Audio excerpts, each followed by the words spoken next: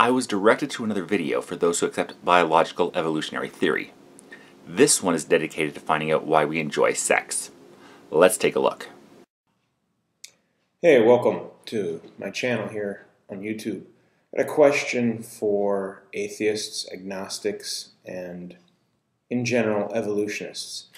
I don't mean to be crude here, but why is it that humans find sex enjoyable? Wow, you think asking why humans find sex enjoyable is a crude question? Well, I gotta say, welcome to the internet, where with just a little looking around, you'll find an incredibly diverse variation of human fetishes.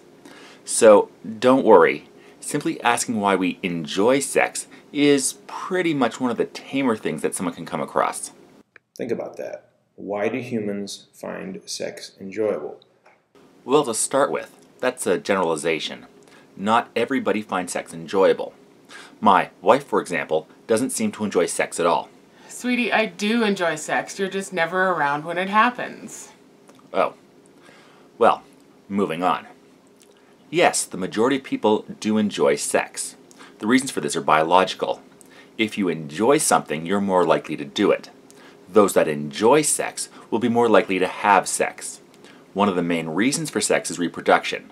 So, the people having more sex will be more likely to have children than those that aren't, meaning that those who enjoy sex will more likely outbreed those who are indifferent or actively despise having it.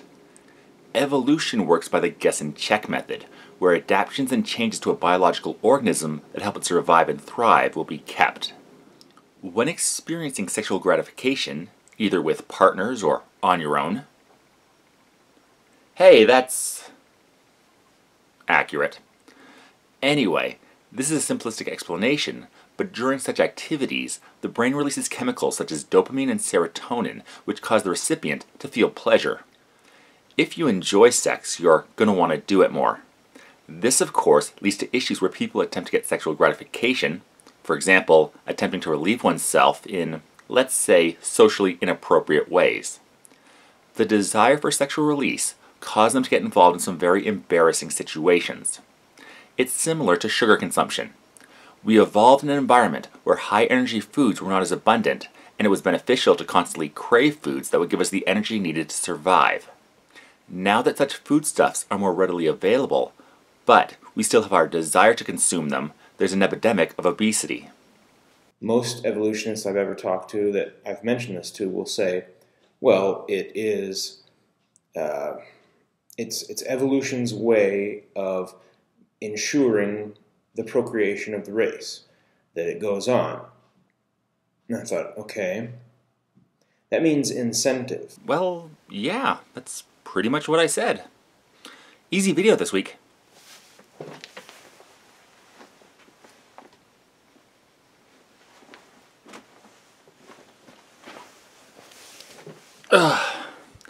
Alright, let's see what else he has to say. So the idea of evolution is supposed to be this natural force, like gravity, but somehow it's able to understand humans and figure out that they need incentive. So a non-sentient force, evolution, is somehow aware of the necessities and needs of a sentient being, namely a human. Does that make sense? I don't think so. Nope. You seem to have a fundamental misunderstanding of how evolution works. Biological Darwinian evolution is made up of two parts. First, variations will occur between generations. Second is the simple tautology that organisms that have a better chance to survive and breed will be the ones more likely to survive and breed.